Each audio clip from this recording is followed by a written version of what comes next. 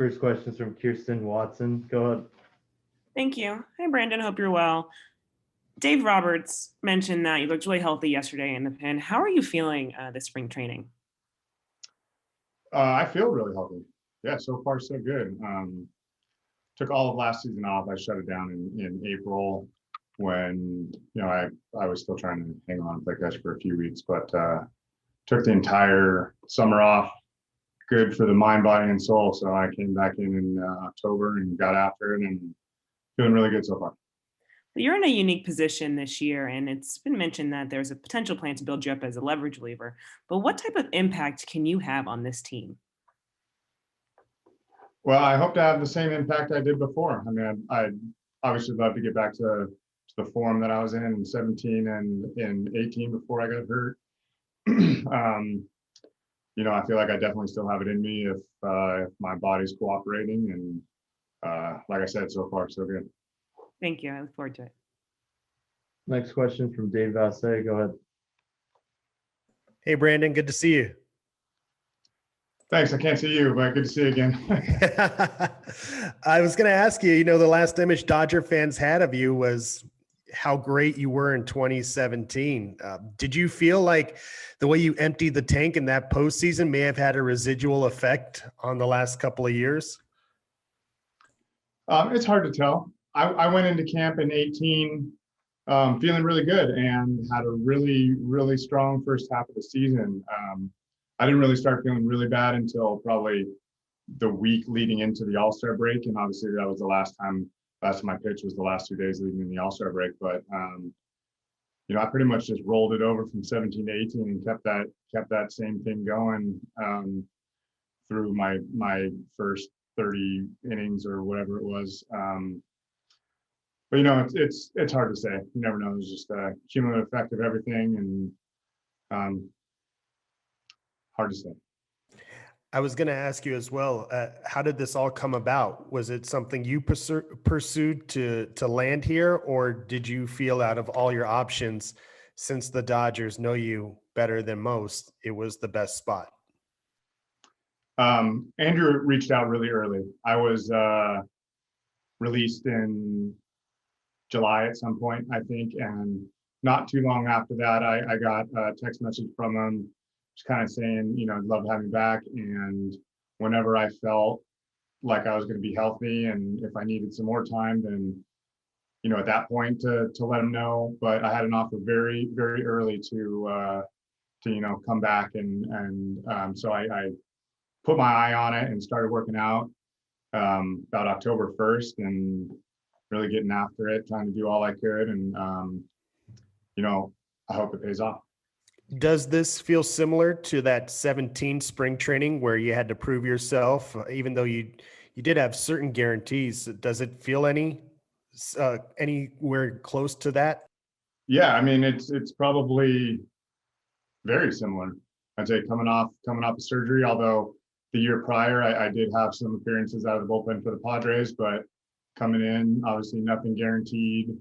I've been in that situation a few times, and didn't work out for me in spring training. Although I threw really well, it didn't work out for me coming out of spring training in 17. But it was obviously to able to keep it going and make an impact when I did get up. Thanks, Brandon.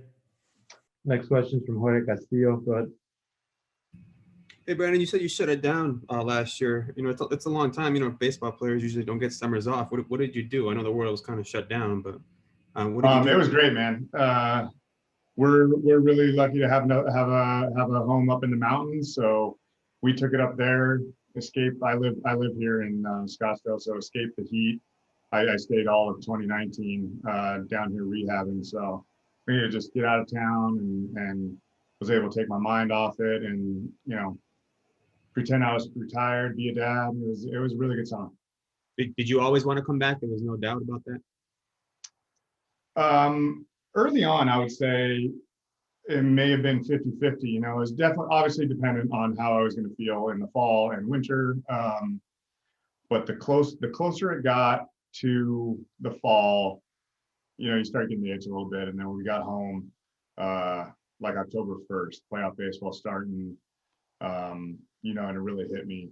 Like the time off did really good to reset, the grind of rehab and doing that for 2 years basically. And the physical grind, my body felt really good, really ready to start working out again. And, I think the summer off did me a lot of good, and I'm feeling really, like I said, really strong right now.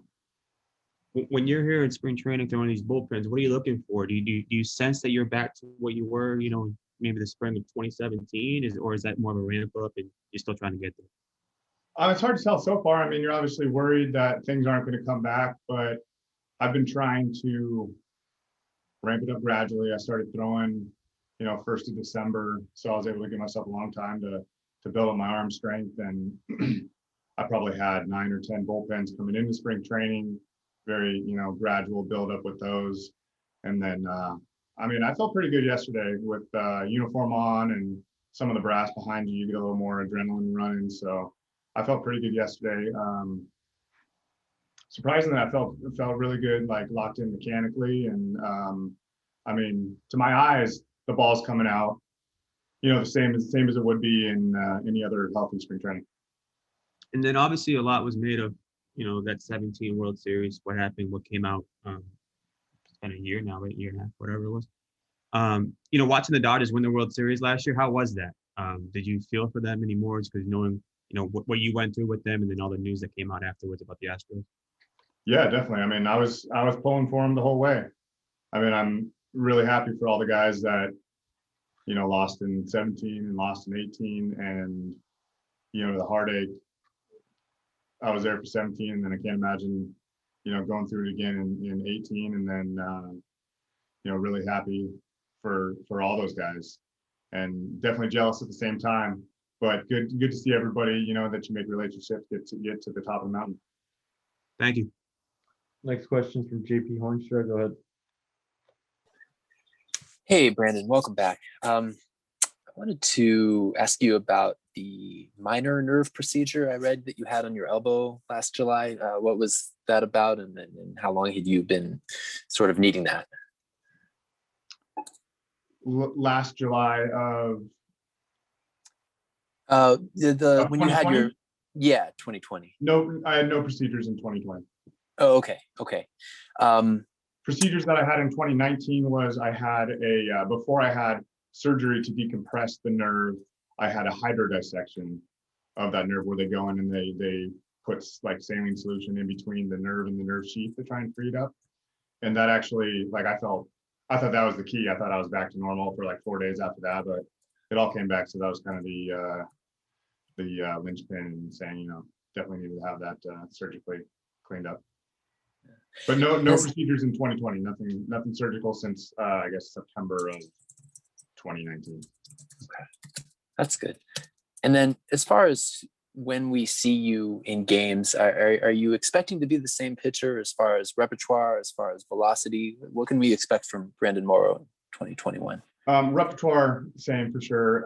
Velocity, who knows? Like I said, I haven't thrown a pitch in the major leagues since. I really haven't thrown a competitive pitch since July of 2020. Or 2018. I faced hitters in live BP a couple times, but always had the same shutdown pain in my arm the day after, and never worked out. So I'm also interested to see what those numbers are going to look like when I start to face hitters. But like I said yesterday, to my eyes and to my feel, everything is on track. Whether I get back to throwing 100 miles an hour, I don't know, but I'm 4 years older than I was at that time, and we'll see. Like I said, so far so good. Thank you. Next question from Rowan Kavner. Go ahead. Hey, Brandon, can you just kind of describe what this last couple of years have been like trying to get, your elbow right, and how important was just the shutdown entirely for the summer, just to kind of get it either mentally or physically? Shutdown is huge. Like I said, excuse me. It was great for obviously my body and mind as well. Just grind and rehab when things aren't working out is is really rough to go in every day and you just, still feel same terrible feeling. After I had the first debridement on the back of my elbow, hoping that was going to be, it, and coming back in 19, doing all the rehab to get back to facing hitters and feeling decent up until I did face hitters, but then having the same exact thing that I had the year before and trying to find new solutions to that. And, whether it be cortisone injections or like we said, like I just mentioned, the hydro dissection. Yeah, just it's tough. And then coming back in 2020 in spring, I was feeling okay, but it hadn't been, all that much time since the nerve decompression surgery. So still rehabbing, still feeling, tentative definitely from that. And I think with everything that went down last year, it was just definitely in my best interest to take all that time off. Go ahead, Ron. Yeah, Brandon, welcome back. Yesterday, Doc made the comment that he plans to use you in leverage situations, a leverage reliever. Would you be open to doing long relief or possibly even closing should that situation come up? I'm open to anything that gets me back pitching in the major leagues. I'll tell you that. I don't know that I haven't done long relief. I haven't thrown more than probably an inning and a third since I started last in 2015. So, I'm definitely capable of it. But it all depends on what you're built up for and what they expect out of you. I think I've always had the stuff and mentality to be a late inning, 1 inning guy. And I've kind of done it all. So yeah, I'm very comfortable in almost every situation, I'd say. Thanks, Brandon. Thanks, everybody.